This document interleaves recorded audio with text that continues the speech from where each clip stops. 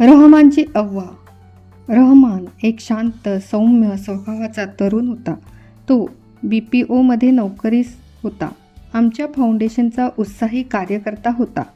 तो तसा मितभाषी, कारणाशिवाय तोंड उघडत नसे.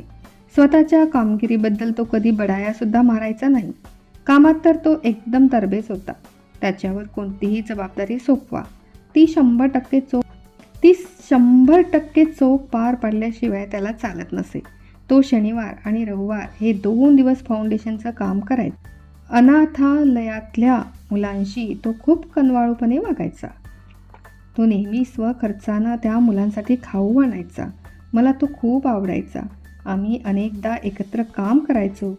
त्यामुळे मी मूळची उत्तर कर्नाटकमधली धारवाडची आहे हे त्याला कळलं.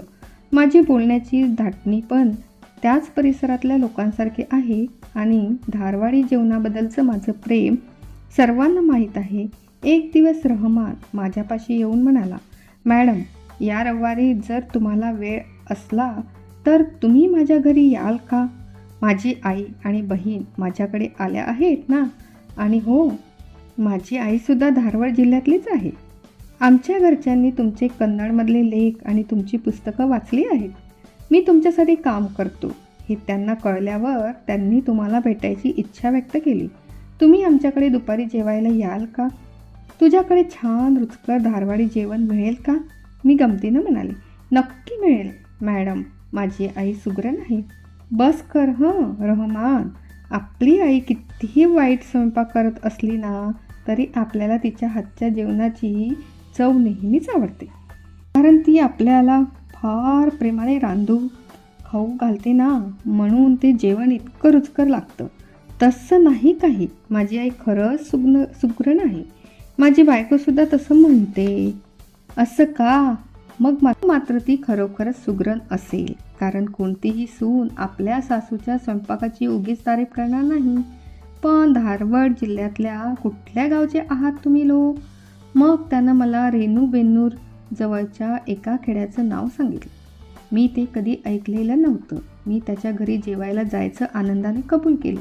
रविवारी मी फुलं घेऊन त्याच्या घरी गेले. त्याचं अपार्टमेंट नवीनच होतं. बाणेरघाटा रस्त्यावरील प्राणीसंग्रहालयाजवळ होतं. घरात शिरल्यावर माझी त्यानं त्याच्या पत्नीशी सलमाशी ओळख करून दिली. ती चांगली तरतरीत होती, दिसायलाही छान होती. ती जवळच्या एका बालवाडीत शिक्षिका होती. मग त्यानं त्याच्या अव्वाला म्हणजे आईला हाक मारली. उत्तर कर्नाटकात आईला सगळे अव्वा म्हणतात. जरा वेळानं स्वयंपाकघरातून एक वृद्ध स्त्री बाहेर आली. तिचे केस पांढरे झाले होते. रहमाननं तिची माझ्याशी ओळख करून दिली. "ही माझी आई." तिला पाहून खरं तर मला आश्चर्याचा धक्काच बसला. तिच्या कपाळावर चांगलं 4 आण्याच्या नाण्या एवढं मोठं कुंकू होतं.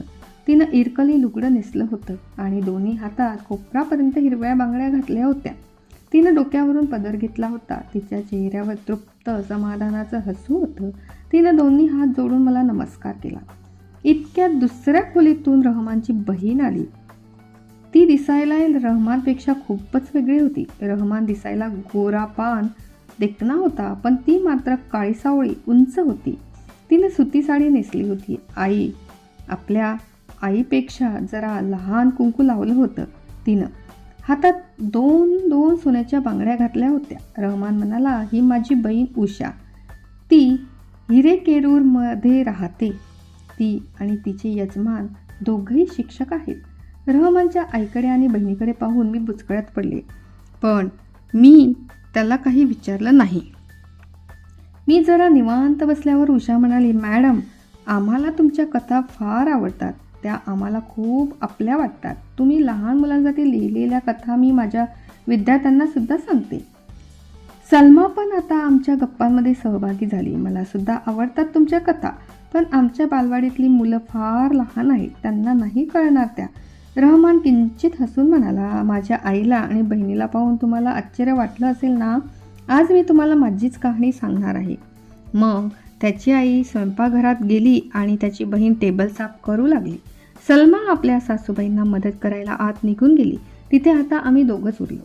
"मॅडम, मी मुसलमान असताना माझी आई आणि बहीण हिंदू कशा, असा प्रश्न तुम्हाला पडला असेल ना?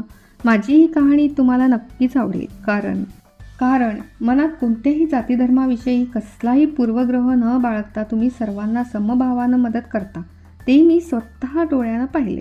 मला चांगलं आठवतंय, तुम्हीच एकदा मला म्हणाला होतात ना, आपण कुठल्या जातीधर्माला जन्माला यावं हे काही आपल्या हातात नसतं, त्यामुळे आपण आपला धर्म किंवा जात ही आपली ओळख कधीच बनवू नये. रहमान क्षणभर थांबून पुढे म्हणाला, मॅडम, माझा पण या गोष्टीवर विश्वास आहे, कारण मला सुद्धा याच पद्धतीनं वाढवण्यात आलं आहे. त्यामुळे मला माझी जीवन कहाणी आणि माझा जीवनाबद्दलचा दृष्टिकोन हे दोन्ही तुम्हाला सांगायचं. रहमाननं त्याची कहाणी सांगावयास सुरुवात केली. 30 वर्षापूर्वीची गोष्ट. आमच्या खेड्यात जरा गावाबाहेर दत्तूराम आणि काशीबाई हे जोडपं त्यांच्या 6 महिन्याच्या मुलीसह उषासह राहत होतं. ते ज्या शेतात काम करायचे त्या शेताचे मालक म्हणजे श्रीकांत देसाई हे मुंबईला राहत. ही 10 एकराची शेतजमीन होती. श्रीकांत देसाई वर्षातून एकदाच वसुलीसाठी गावाकडे येत. शेत इतकं मोठं होतं की त्याची देखभाल करणं दत्तूराम आणि काशीबाई जड जायचं. मग त्यांनी आपल्या मालकाला आणखी एका जोडप्याला आपल्याबरोबर शेतात कसायला आणण्याची विनंती केली. शिवाय तेवढीच आपल्याला सोबत होईल असा विचारही त्यांच्या मनात होता. मग श्रीकांत देसाईंनी जरा इकडे तिकडे विचारपूस केली. लवकरच त्यांना पाहिजे होतं तसं जोडपं सापडलं. काही दिवसातच फातिमाबी आणि हुसेना साहब तिथे येऊन दाखल झाले. शेतातील घराच्या अर्ध्या हिश्श्यात त्यांनी बिराड थाटली. राहिलेल्या अर्ध्या भागात दत्तूराम आणि काशीबाई राहू लागले. हुसेन साहब आणि दत्तूराम यांचं लगेच मेतकूट जुळलं, पण काशीबाई आणि फातिमाबी यांचं मात्र अजिबात पटेना. त्या दोघी काही वाईट नव्हत्या, पण त्यांचे स्वभाव वेगवेगळे होते.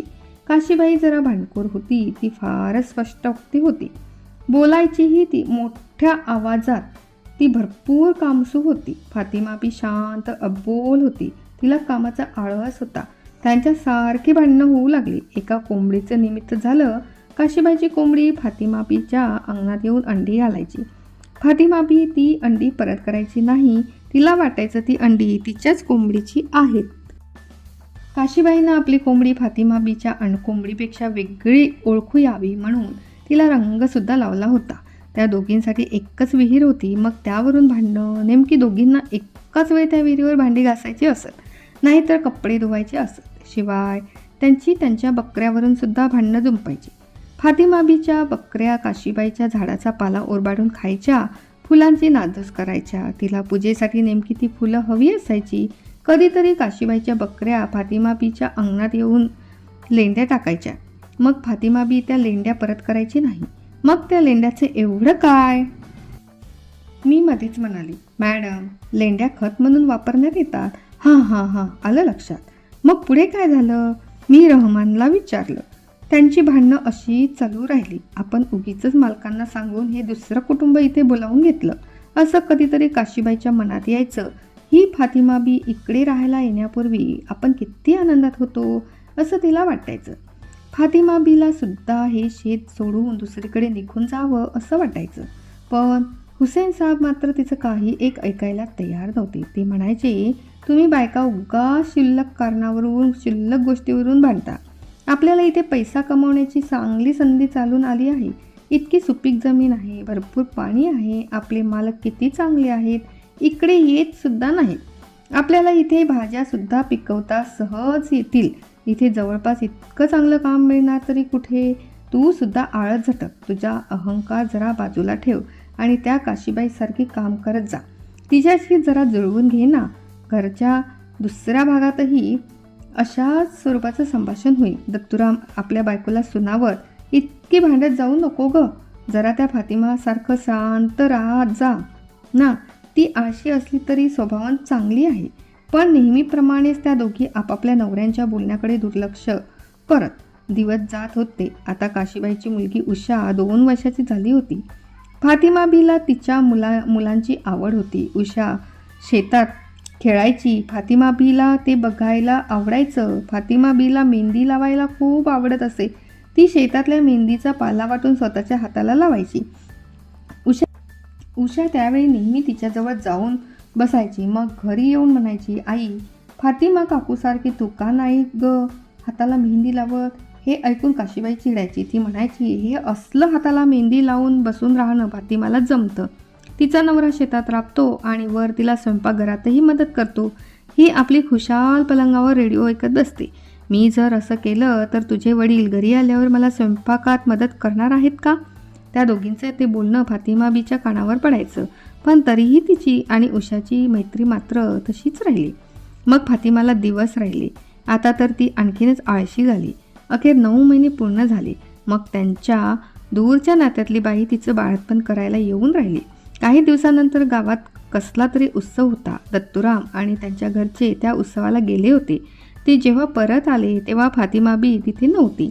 तिला हॉस्पिटलमध्ये नेण्यात आलं होतं. तिला मुलगा झाला होता, पण तिची प्रकृती अत्यंत गंभीर होती. दुसऱ्या दिवशी फातिमाबी गेल्याची बातमी आली. त्या नवजात अर्भकाला घेऊन हुसेन साहेब घरी परत आले. बाळाची काळजी घेण्यासाठी ती नात्यातली बाई 1 महिनाभर थांबली आणि मग परत गेली. इतक्या तान्या बाळाला सांभाळणं हे हुसेन साहेबसाठी महाकर्मठ कठीण काम होतं. हुसेन साहेब किंवा फातिमाबी यांना कुणीच नातलग नव्हती. त्या बाळाचा सांभाळ करायला कुणीच नव्हतं. त्यांचे सगळे नातेवाईक मोलमजुरी करून पोट भरत. या तान्या बाळाचा भार कोण उचलणार? दत्तूराम स्वभावानं चांगले होते. त्यांना हुसेन साहेबविषयी सहानुभूती वाटली. हुसेन साहेब यांनी शेतात कमी काम करून बाळाची काळजी घेण्यात जास्तीत जास्त वेळ घालवावा असं त्यांनी सुचवलं. इतक्या तान्या बाळाला सांभाळणं फारच कठीण जात होतं. एका रात्री ते बाळ सतत रडत राहिलं होतं. काशीबाईला शेवटी ते असह्य झालं. तिला वाटलं, हे आता अति झालं. किती झालं तरी ते एक तानं बाळ होतं. लहान बाळाला सांभाळण्याच्या बाबतीत स्त्रिया आणि पुरुष यांच्यात फरक असतो. तिच्या अंतर्यामी दडलेली आई तिला स्वस्थ बसू देईना. तिनं आपल्या पतीची वाट सुद्धा न बघता सरळ शेजारी हुसेन साहेब यांच्या दरवाजावर टकटक केलं. हुसेन साहेब यांनी दरवाजा उघडला तेव्हा ती त्यांना म्हणाली, हुसेनी, त्या बाळाला द्या पाहू माझ्याकडे. मी सुद्धा एक आई आहे. त्याला शांत कसं करायचं ते मला कळतं. मग तिनं त्यांच्या हातून त्या बाळाला घेतलं आणि त्याला पदरात गुंडाळून छातीशी धरून घरी आली. ते बाळ लगेच रडायचं थांबलं. ते बाळ जन्मल्यापासून आज पहिल्यांदा हुसेन साहेब शांत झोपू शकले. दुसऱ्या दिवशी काशीबाई हुसेन साहेबांना म्हणाली, तुम्ही परत लग्न करेपर्यंत मी तुमच्या बाळाचा सांभाळ करीन. काही काळजी करू नका. फातिमाबीशी असलेलं आपलं वैर ती केव्हाच विसरून गेली होती. त्याबाबत तिलाच लाज वाटायची. तिला वाटायचं आपण फातिमाबीशी चांगलं वागायला हवं होतं. आजकाल बकऱ्यांच्या लेंड्या कुणाच्या भागात पडतात, कोंबड्या कुणाच्या परसात अंडी घालतात याची काशीबाईला काहीच फिकीर नसते. तिच्या दृष्टीने त्या बाळाचं सांभाळ करणं कितीतरी महत्त्वाचं होतं. बाळाचं रहमान असं नामकरण करण्यात आलं. आश्चर्याची गोष्ट म्हणजे हुसेन साहेबनी परत लग्न केलंच नाही. रहमान काशीबाईच्याच घरातच लहानाचा मोठा होत होता. तो आता काशीबाईला अव्वा म्हणून हाक मारे आणि उषा त्यांची अक्का झाली. रात्रीचा रहमान हुसेन साहेबच्या घरी त्यांच्याजवळ झोपायचा. पण सकाळ उजाडली की तयार होण्यासाठी तो काशीबाईच्या घरी धावायचा. उषा आंघोळ वेणी करून आपण तयार व्हायची, तर रहमानला आंघोळ घालण्यापासून सगळंच काशीबाईला करावं लागायचं. ती दोघांचा नाश्ता बनवायची, शाळेचा डब्बा भरायची आणि त्यांना शाळेत सोडायला जायची. उषा खरं तर रहमानपेक्षा मोठी होती, पण काशीबाईनं त्यांना शाळेत मुद्दाम एकाच वर्गात घातलं होतं. दुपारी काशीबाई शेतात काम करायची आणि संध्याकाळी दोघांना शाळेतून घरी घेऊन जायची. हुसेन साहेब रहमानसाठी रात्री स्वयंपाक करायचे. मग दोघं जेवून रात्री त्यांच्या घरी झोपत. हे असं 10 वर्ष चाललेलं होतं. आता रहमान 10 वर्षाचा आणि उषा 12 वर्षाची झाली होती. हुसेन साहेब आजारी पडले. त्यांच्याकडची सगळी शिल्लक त्या दुखण्यात खर्च झाली. इकडे काशीबाईनं 2 म्हशी खरेदी करून दुग्ध व्यवसाय सुरू केला होता. आता आपल्या पतीपेक्षाही काशीबाईची कमाई जास्त होत होती. त्याच वर्षी हुसेन साहेब क्षयरोगाने निधन पावले. आता रहमान एकटा पडला. हुसेन साहेबांना मूठमाती द्यायला फारसं कोणी उपस्थित नव्हतं. रहमानचा एक दूरचा काका तेवढा आला होता. आपण आपल्या पुतण्याचा सांभाळ करू असं मुल्ला साहेबांना वचन देऊन निघून गेला. पण प्रत्यक्षात मात्र रहमानला नेण्याची वेळ आली तेव्हा तो आलाच नाही. पण काकांभरही विचार न करता दत्तूराम आणि काशीबाई यांनी त्याला आपल्या घरी ठेवून घेतलं. रहमान पण तिथे आनंदाने राहू लागला.